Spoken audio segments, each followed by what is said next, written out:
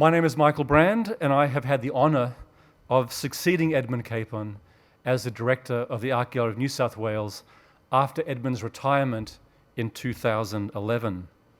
On behalf of all of us at the gallery, staff, trustees, volunteers and members, and also on behalf of Joanna Capon and all of Edmund's family, I want to welcome you to the celebration of the life of Edmund Capon.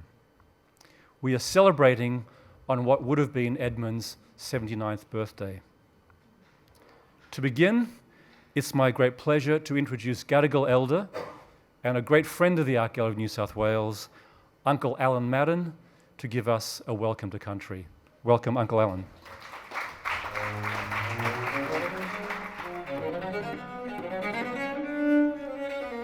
First, I'd like to acknowledge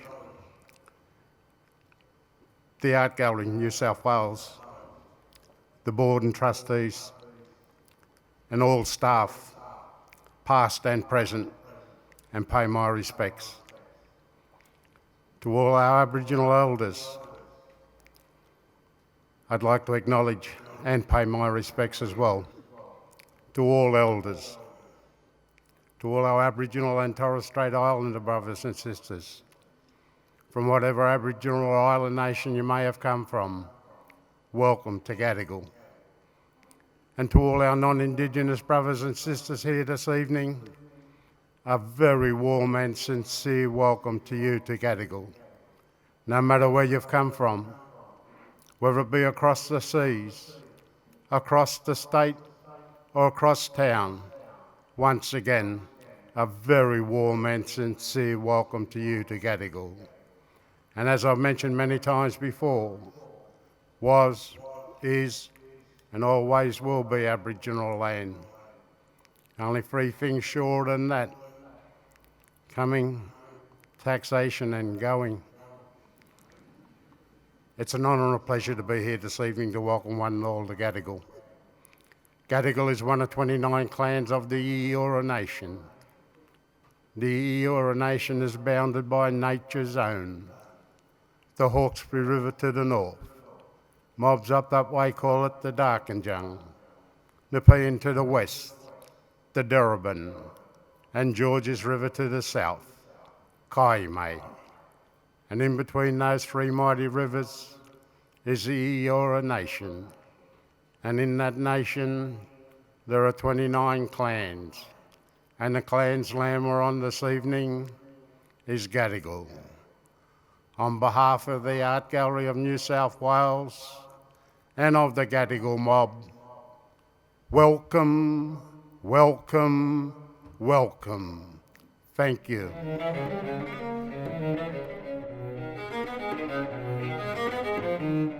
I've worked in art museums in 4 continents, and I can truly say I've never met anyone quite like Edmund.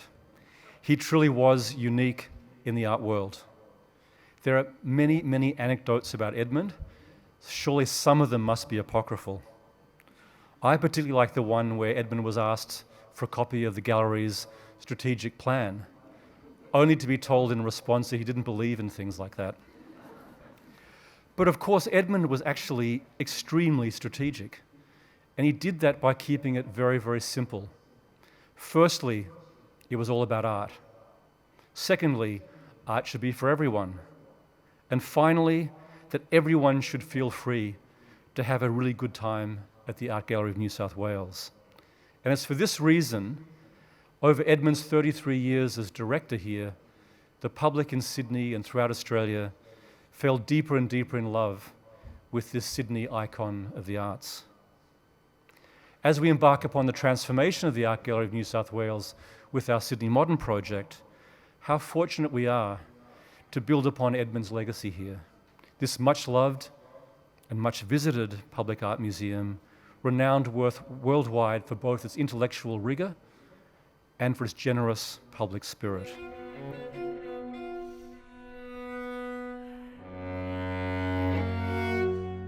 Distinguished guests, ladies and gentlemen, firstly can I say it's an enormous honour to be allowed to speak today.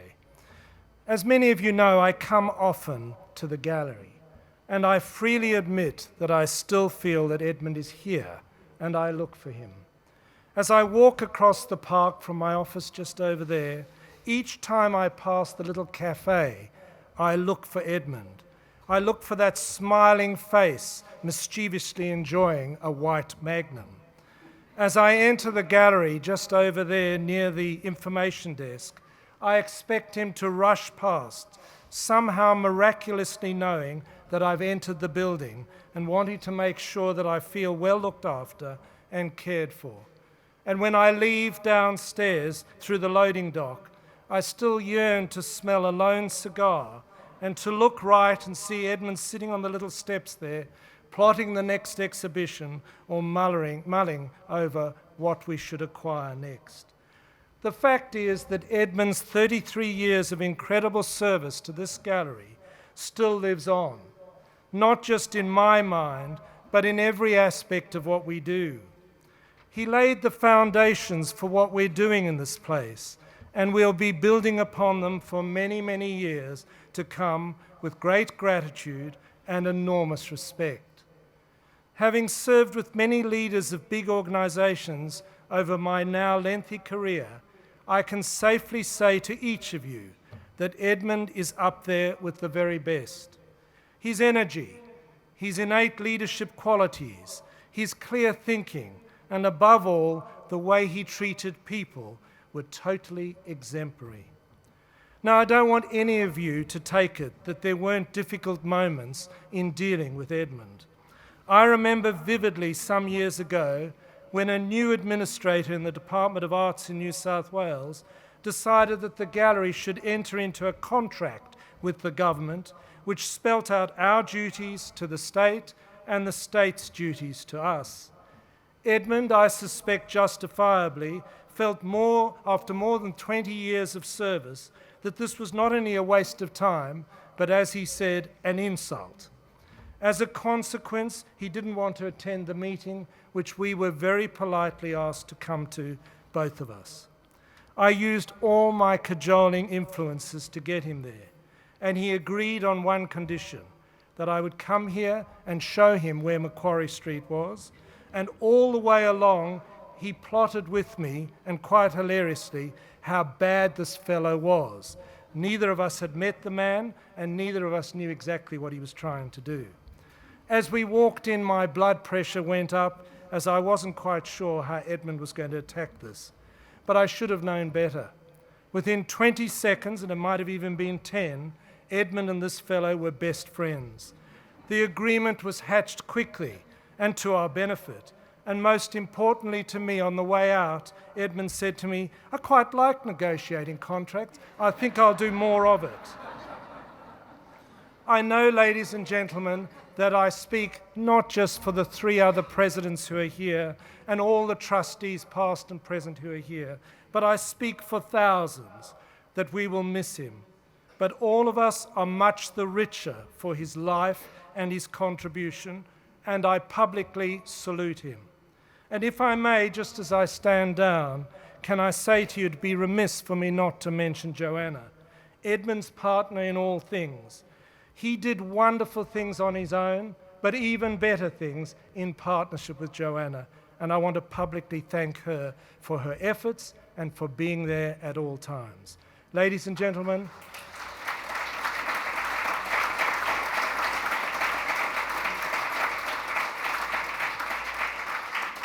I now call upon Tim Storia to speak to us.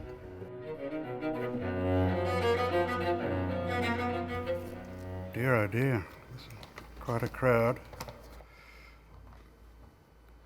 My remarks are probably a little more personal, just in the sense that they're observational to a degree. But the last time I saw Edmund was in November last year in Chelsea, and he was prone, as his health had diminished a little. Treatment had replaced his chiselled, ruddy good looks with a slight puffiness, but it couldn't hide the crinkly wryness around his eyes, or the subtle amusement on his lips that was so familiar to all of us that knew him. In situations like that, banality seems to be very comforting, and he talked quietly and simply about Chelsea FC, amongst other things, and how he'd never missed a game when he was young. His exhausted gaze shifted when I mentioned seeing the Bellini Mantegna exhibition at the National Gallery, which is not surprising when you think about it, of course, because he had spent the major part of his life immersed in the study of beautiful objects and their attendant cultures. When younger, he was lithe with tousled hair and a boy's swagger, something that remained with him, although maybe a little faded, all his life. He seemed to view the arts as a lush field where beauty danced with tradition, and being superbly trained, he easily understood the work of many artists, but say Rover Thomas or Fred Williams, Margaret Olley, or even Cy Twombly, to name a few, a very few out of many. Although Margaret, with Ray's Zimmer frame confronting Edmund about the purchase of the Twombly, is not easy to forget. He was frightened of her. And we all were. I would say that Edmund really engaged with diversity before its recent fashionability. He had an extraordinary ability to encompass all sorts of cultures and make sense of them. Edmund was loved and cared for by his wife Joanna for 42 years, 33 of which were spent as the Director of the Art Gallery of New South Wales. Her love and intelligence and stoicism was unquestionably his bedrock. He mostly didn't carry his heart on his sleeve, but however, in a way, Edmund did show his heart to those of us who knew him. It was complex, and warm, and sensual as he was. I must say that sometimes you get things right. I'm very glad that I went to see him. After all, he gave us a lot, and this gallery and all of us were very fortunate to have him as director for all those years. Simply, I would say, in a roundup, if it's possible, I think Edmund sort of suited us. He was by instinct a floppy type of socialist, and by nature egalitarian. He effortlessly communicated the highest ideals of aesthetics and culture to the broadest community with charm, good humour, and importantly, affection. He wanted to get back to Australia, but it was not to be. Amen. I miss him greatly. Thank you very much.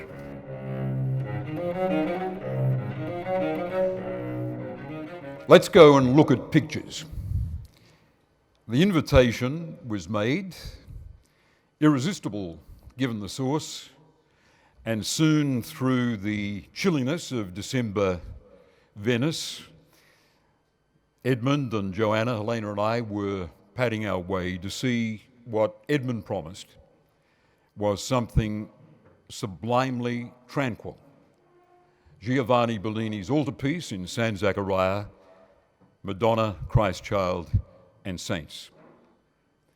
Let's go and look at pictures. That invitation could have led us into the heart of the Prado and the explosion of browns and silver that was the room devoted to the court dwarves and the royal family of Velasquez.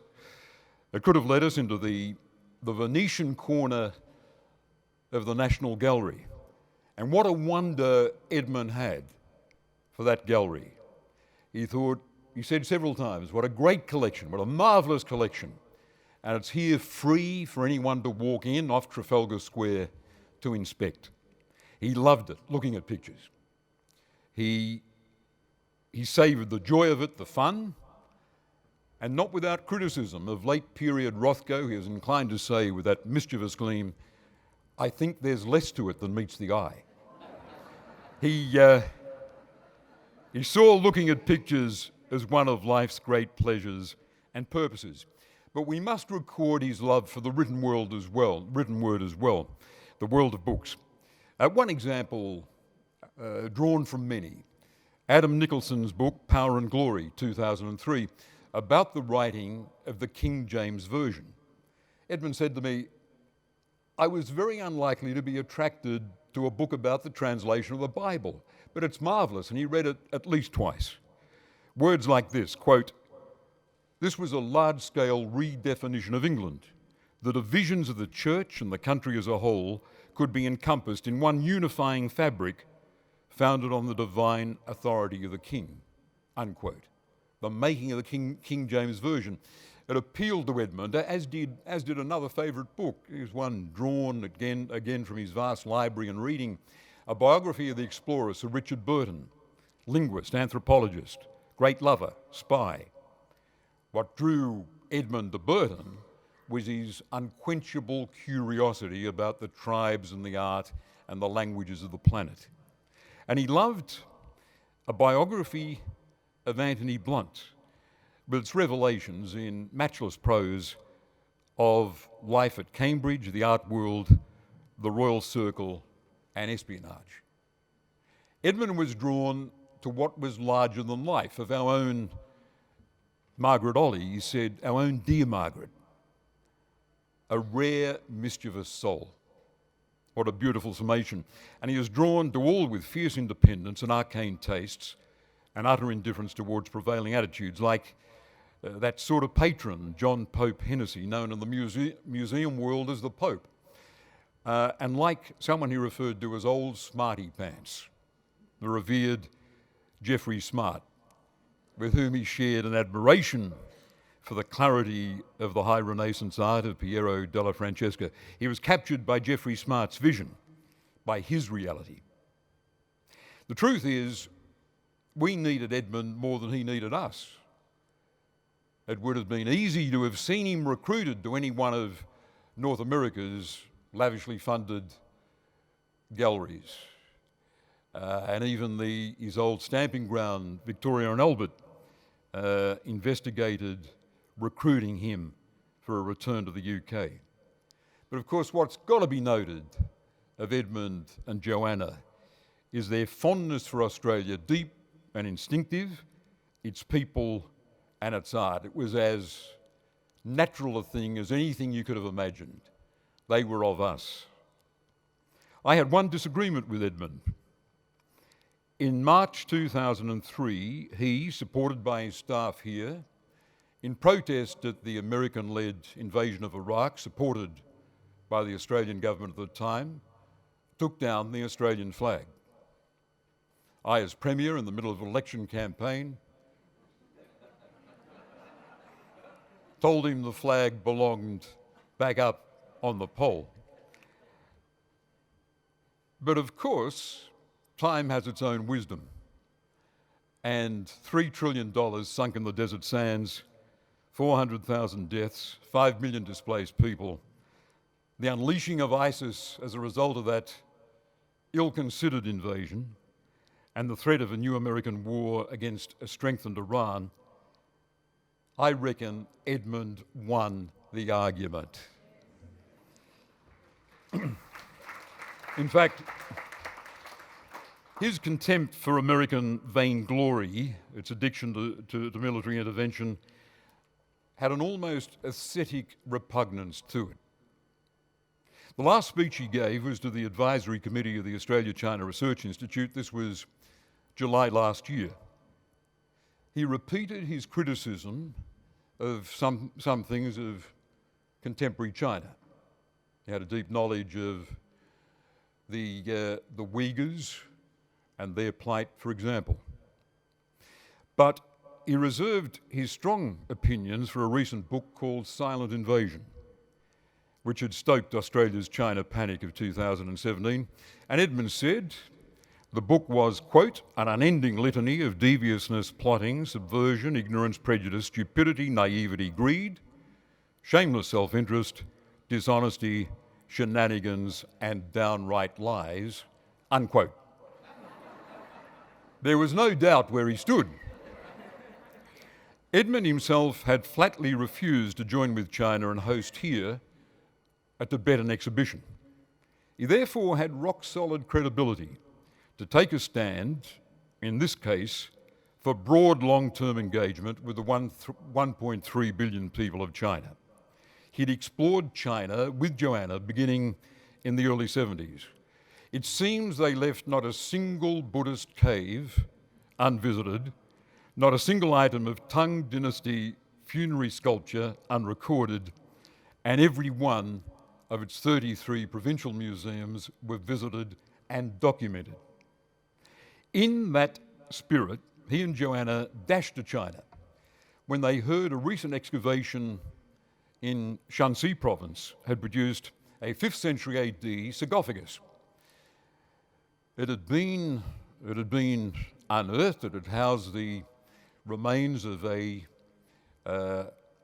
scholar and governor of that period of the Sui dynasty, but it was illustrated with Sogdian, S-O-G-D-I-A-N, iconography, with references to Mithras and the religions and the mythology of Persia. It was a startling example of the overlap of cultures, and that's what captured the attention of the Capons, the notion of cultures in overlap. Edmund could talk about how human curiosity draws us to, for example, Piero's Baptism of Christ, which he described as a painting of such gentle beauty, it speaks to us today in any and every language. It's subject really about human instincts and values, about a visual beauty that has proved to be convincing and durable. But he could write with the same enthusiasm for the painting of the Song dynasty. His curiosity, his reverence for human creativity made him rebel against the mere suggestion of a clash of civilizations. That marble sarcophagus from 5th century China, with its Central Asian images carved into its sides, was what got his juices flowing. Not a clash of civilizations, but an overlap of cultures, a commingling of creativities. That lay at the heart of his scholarship, his humanity, his compassion. On the day the sad news came through from London that Edmund's struggle was over, Helena and I paid tribute by making the journey so familiar to Sydney-siders across the grass of the Domain to stand under the figs and look at the porticoed facade with its flapping banners, the flow of visitors in and out, the buzz, the friendly face of this happy place. Recruited in his mid-30s to come here and service, the museum's leader had passed on.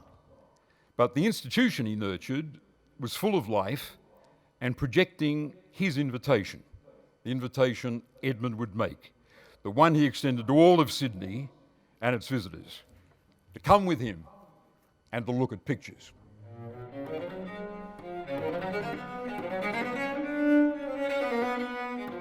Edmund spoke about his big exhibitions at the gallery as his shows, and in that he really captured the exuberance and excitement of what he was about as director of the art gallery for so long. He was the ringmaster, and with that came insight, determination, and an absolute passion for his life's work.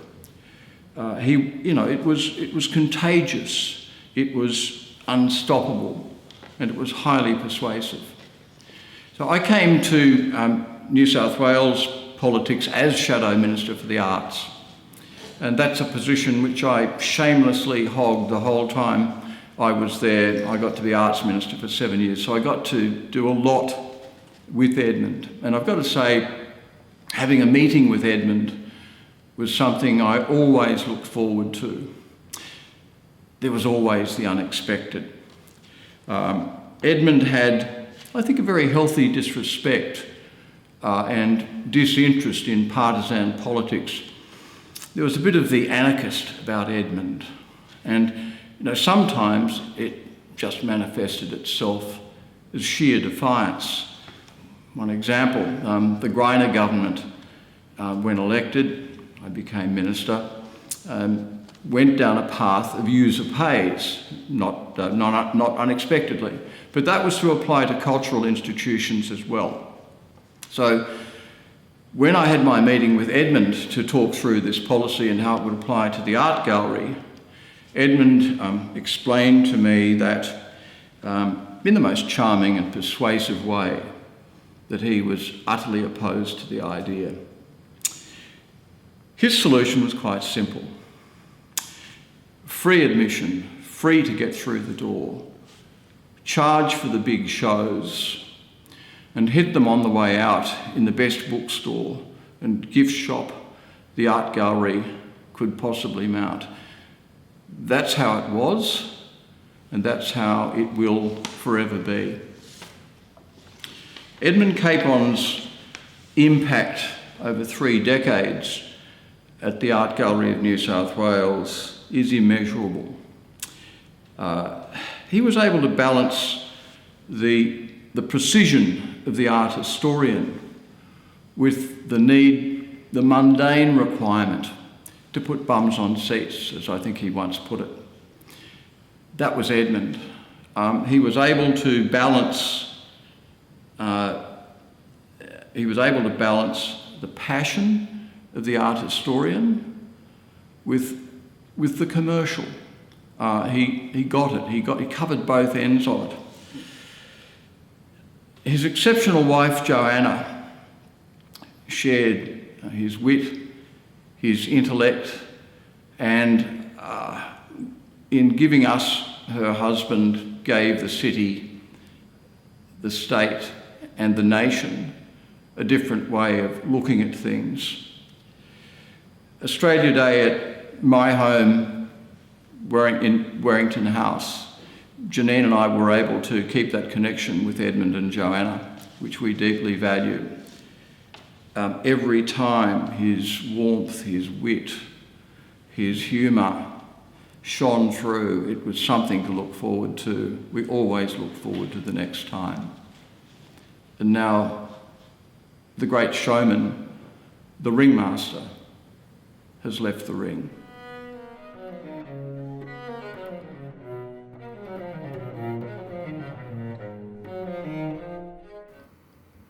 Across our lives, and even over a few years, we each of us meet hundreds, if not thousands, of different people, and we remember very few.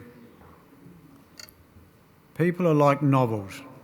Few remain in print, almost all quickly or gradually fade. Edmund had an extreme affability. It seemed to kick in the minute he woke up. In lesser hands, this can lead to all sorts of problems. Edmund's affability was courtesy made informal. And since he was definitely an optimist and happy to let it show, people across a broad range felt comfortable with him, which certainly helped when dealing with artists, gallery staff, donors and sponsors, visitors and trustees. An artist said to me that when talking to Edmund, he, the artist, felt valued. Very attractive was his restlessness. Here was someone who wanted to see and experience as many things as possible and get things done quickly. Not to do so was dull. I would say to him, you should read Henry Green, not Graham Greene, or you should try wearing plain brown socks. His affability gave the impression he was susceptible.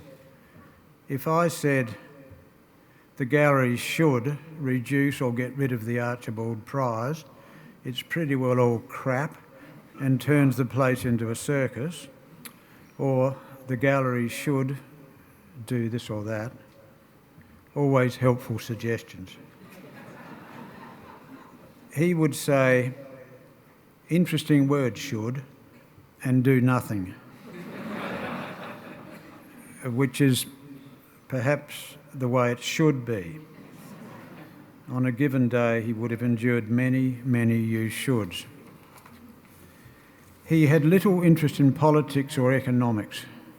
As a consequence, he had a terrible attitude to money.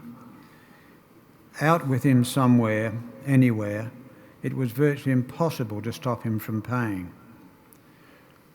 From 50 paces or in photographs, Edmund was clearly an Englishman. Aside from his face, quite handsome for an Englishman, there were the shirts and suede shoes from Jermyn Street, along with a stubborn loyalty to British cars that always kept breaking down on the Harbour Bridge. And he must have been English because he had an aversion to eucalypts. He never failed to abuse the majestic flooded gum near the shop at the Botanical Gardens. It is one thing to disparage joggers, but not our eucalypts. Actually, Edmund wasn't much interested in landscape. He was more interested in what had been erected, the buildings and artworks. Edmund was addicted to seeing, experiencing what he felt was human achievement at its highest. He was an Englishman of a certain kind. Robert Byron, Kipling and Harold Acton are others, who lived outside their country and were attracted to the cultures of others. Edmund's eye, of course, was initially led astray by China. Yes, very English. Edmund affected not to take serious things seriously, but in fact on important matters he mostly did. He would have liked to have been more eccentric. His aesthetics were in the English tradition, that is, based firmly on empiricism.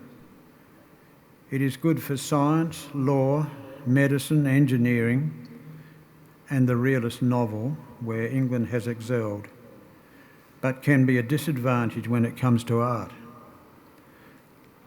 The Twombly has a ship in it.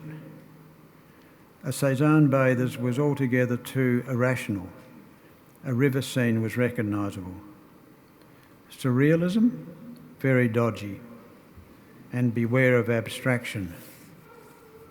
For the pleasures of non-representational art, Edmund only had to turn to the serenity of the Sung Bowl, a calligraphy or Chinese brush and ink painting, and he produced the Asian Gallery, the favourite rooms of many here, and exhibitions of Asian art for which we should be grateful.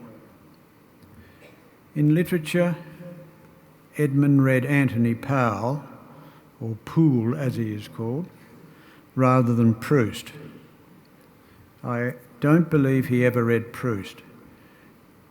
His eye tended to face Italy, not France, although he did develop an interest in Montaigne. The book in hand was usually a novel. He would rush out and buy the latest by Murakami. Another favourite was Antonio Tabucchi, who wrote novels set in Portugal, although he was Italian. Flamboyant characters held his attention, his admiration, even when they were French. Berlioz in his memoirs, or Balzac in the Graham Robb biography. Then there was the truly amazing con man, Sir Edmund Backhouse, the subject of The Hermit of Peking. Edmund handed around almost as many copies of it as he did the Cuban cigars. Lawrence of Arabia, starring Peter O'Toole, was his favourite film. God knows how many times he saw it. And every new biography of Lawrence, the red-faced Englishman abroad, he'd drop everything to read, which may explain why he'd walk all the way from Bellevue Hill to the art gallery in the height of summer. In music, Edmund had not been Wagnerised, although he had seen The Ring, preferring, as in most things, the Mediterranean Italians, and Mozart also sunny. He became keen on choral music, requiems and so on. In the last few years, he seemed to move closer to music. All these characteristics and interests and a constant desire to visit cities and his extreme affability made him an ideal travel companion. With Joanna, the pleasure was quadrupled. I saw Edmund late September, just before he went away. He was unsettled, preoccupied. There were places and works of art he hadn't yet seen or wanted to see again, books to read and friends to see again. We are only happy now because we can enjoy the many worthwhile things Edmund has given us, including his presence.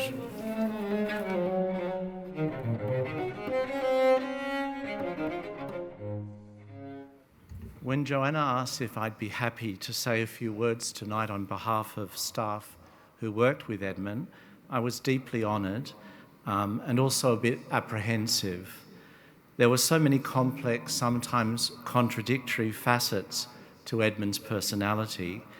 It's impossible to speak for other staff. Everybody had their own experience of him, and I can only speak for myself. And I'd like to recall something that Edmund said to me when I first began work here. It has stuck with me over the years, and I think it shows a very different side to the cheeky and provocative public figure that the journalist dubbed Fast Eddie. I began casual work here during the summer months of 1989, helping to relocate the library. And I was at a turning point in my life, having spent the previous 6 years in a very traditional, contemplative, semi-enclosed Catholic monastery. And I was meant to return there after summer holidays, but for various reasons stayed in Sydney and stayed here at the Art Gallery of New South Wales, a 3-month stint turning into 30 years, almost as long as Edmund's 33. And shortly after beginning full-time work, I bumped into Edmund as he did one of his characteristic rounds of the gallery. I hadn't really spoken to him properly before, just polite hellos in the corridor. And I had no idea that he knew anything about my particular history. But one of the remarkable qualities of Edmund as director is that he knew the name of everyone working in the building, and the more lowly your position, the more genuinely he was interested in you. He was always doing random strolls through the gallery, and this was his opportunity to speak with staff and volunteers. Or you would be nabbed by him as he made his afternoon pilgrimage to buy a Magnum ice cream, as David had mentioned, and I believe ice creams are being handed out tonight in honour of that ritual. But Edmund said to me at that casual encounter, "You know, you have not moved too far away from where you've been." And I was a bit startled and said, "What do you mean?" And he was uncharacteristically earnest. Working at the gallery, this is not a job, this is a vocation. We are like those great abbeys in the past, Cluny or Monte Cassino.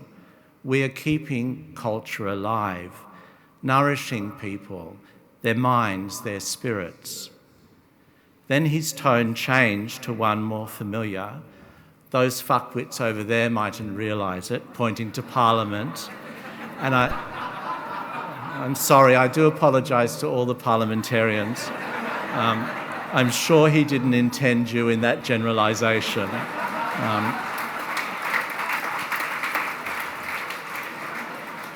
They mightn't realise it, he said, but we are keeping the country alive, genuinely alive. This was no more than a 2-minute encounter on the stairs, but it made a significant impression upon me. Those who work closely with Edmund will remember how he absolutely hated the phrase arts industry or creative industries. Art for him was not fundamentally about a commodity, although as a director of a collecting institution, he negotiated that world. For the young English curator, first entranced by the extraordinary richness of Chinese art and culture, and for the mature director of the Art Gallery of New South Wales, art's great power lay in its ability to widen the lens, to make us realise that the world is and could be otherwise. And it is essential to human flourishing, not just some add-on, some icing on the cake that we can indulge in after we have secured a healthy GDP. Recognising the need for art in everyday life was no doubt behind Edmund's refusal to charge an entry to this gallery when every other cultural institution in Sydney began to do so. And he told the Bulletin magazine that this would happen over my dead body. And so this is how I remember Edmund tonight. A tireless, provocative, sometimes controversial, but above all persuasive and popular advocate for cultural life, with the gallery playing a key role as a respected but not elitist institution.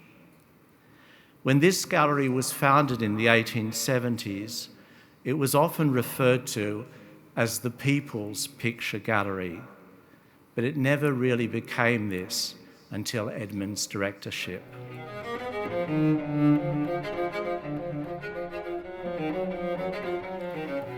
The Nobel laureate Elias Canetti said, "Today a man can read nothing that concerns him more directly than the early Chinese philosophers.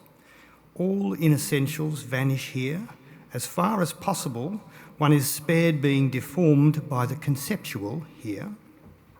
Definition is not an end in itself. It's always a matter of the possible attitudes toward life, not the attitudes toward concepts." I think it was the way Edmund always took history personally, rather than some desiccated and dusty archaeology, and his ability to express this feeling for living history that made him such a great communicator.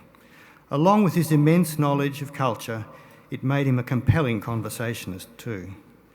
I think you need to love your subject to be able to bring it to life, and we often used to chat about what exactly it was that made a work from the past, from a civilization perhaps, that no longer existed, so relevant and important today. With Edmund, it seemed always to end up in circling back to aesthetics and the matter of an artisan's ability to give form to an expression of humanity which could outstare history. I was the recipient of his generous counsel on numerous occasions. For example, when he came to see me about organising a survey show at this gallery. We sat down at our house with a cup of tea and he said, "Now, I know what you're like. You'll want to hang every picture, light every picture, control every detail of the catalogue and everything else. So I want you to think about this very carefully because you are going to lose a year of your life doing this." And of course, he was right. We had many hilarious times, several around the launch of his book, I Blame Duchamp, which he asked me to do here at the gallery. Apart from the subtle and perceptive essays, there was also a biting wit underpinning this project, I always think. This postmodern lineage from Duchamp down through those tricksters, Foucault and Derrida, to the present-day manifestations used to send us into fits. I recall Edmund saying, "This anything goes nonsense. Anything does not go." Although he was a great democratiser of art insofar as access to art for all was concerned, and amongst other things, as has been mentioned, made admission to the gallery free, he strongly believed in the vertical hierarchy where the creation of art was concerned. I can hear it now. What makes one brushstroke compelling and another of no consequence? It's hard to say, one of us would mutter, but I know it when I see it. We've all experienced Edmund's mischief and subversive sense of humour, but I think this very much contributed to his having a long view and a well-grounded sense of what was reasonable. Once I was up here and he'd been keen to take me through the new Asian wing, at that time under construction. Having been watching the NGV's Federation Square under construction and its colossal cost still unknown at that time, he led me through the dust and scaffolding of his new Asian wing, turning his head impishly to say, 12 million, on time, on budget. We remember Edmund's impatience with long speeches too. Once I was at the NGV, poor NGV, standing in the central courtyard outside and looking into the great hall through those tall windows. It was packed with people who had been listening to speeches for over an hour. I noticed a hand waving at me from the other side of the glass. There was poor Edmund trapped inside, his mouth and palms pressed against the glass, gasping as if for air. Ugh, wonderful, wonderful. I feel so very fortunate to have been his friend.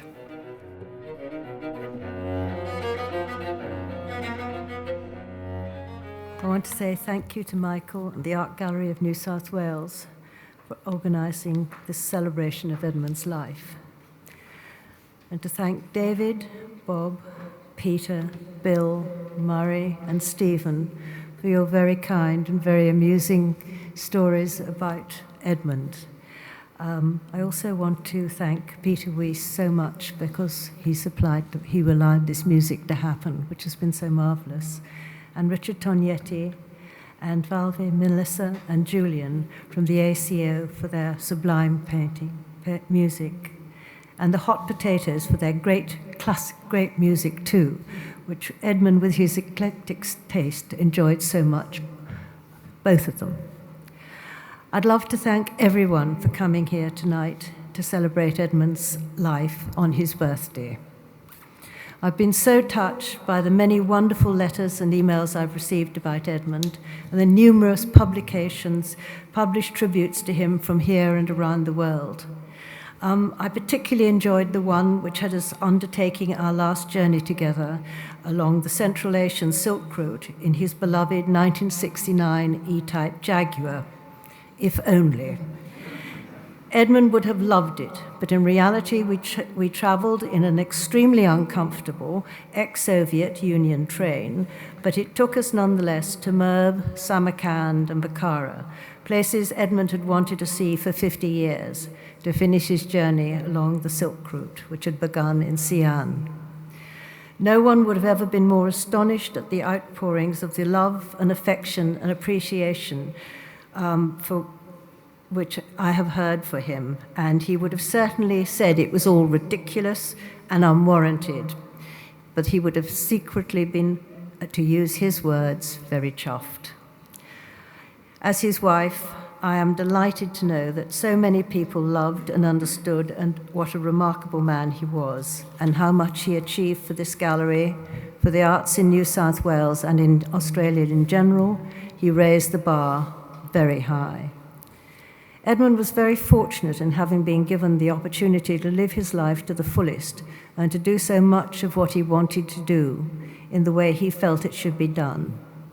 This might not have happened had he not been offered the directorship of the Art Gallery of New South Wales by Neville Wran in 1978, while the Victoria and Albert Museum in London allowed him the time to study at SOAS and to become the lauded Chinese scholar he was. It was this gallery of the Art Gallery of New South Wales, Sydney and Australia that allowed him to grow his wings and to soar. Not that Edmund was a person who ever held back. Before I'd met him, when we both worked at the Victoria and Albert Museum, rumours trickled back through the maze of corridors from the far eastern wing of a man who defied the rules, laughed at convention, kept drinking a drawer labelled Coptic socks, and took Saturday afternoons off to watch Chelsea football matches.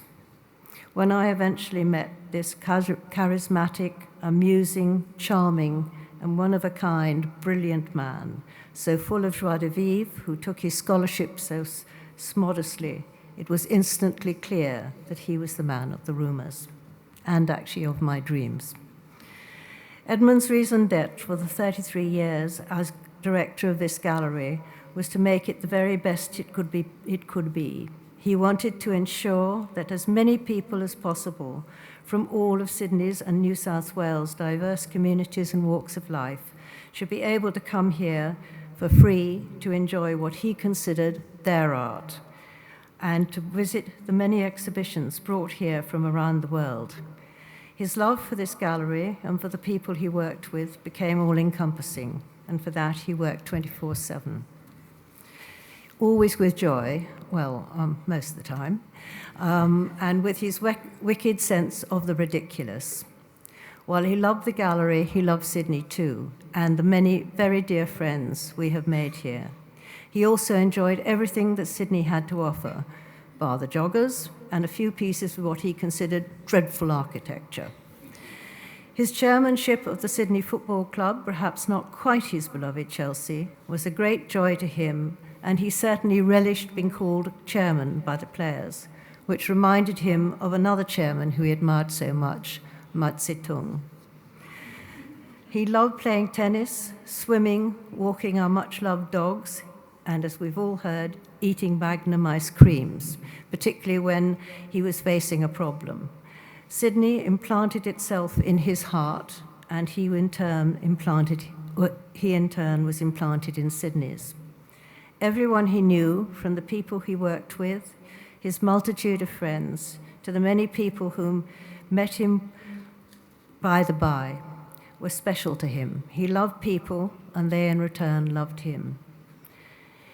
He loved parties, red wine, nibbling on Parmesan cheese, and for quite a long time, smoking cigars. And he loved telling jokes. But once the parties were over, he found great pleasure in relaxing at home and being with his family, who he loved above everything, as we loved him. Edmund was a remarkable, loving, kind, caring, amusing, exceptional, erudite man with a wonderful sense of humour and a unique mindset, with whom I was fortunate to share 45 years, which were marvellous. They were always exciting, sometimes challenging, full of love and laughter, and never for one moment dull. He was, to use the German term, Lebenskünstler, someone who made life magic in a myriad of ways by putting the positive spin on everything and taking pleasure in little things others might miss. He died too soon, with plans for many years ahead, but it was this gallery, Sydney and Australia, which allowed him to have such a wonderful and fulfilled life. And on his behalf, I and our family say a huge thank you to everyone here, to the Art Gallery of New South Wales, and to Sydney and to Australia for giving Edmund the life that he had so much love and friendship. Thank you so much.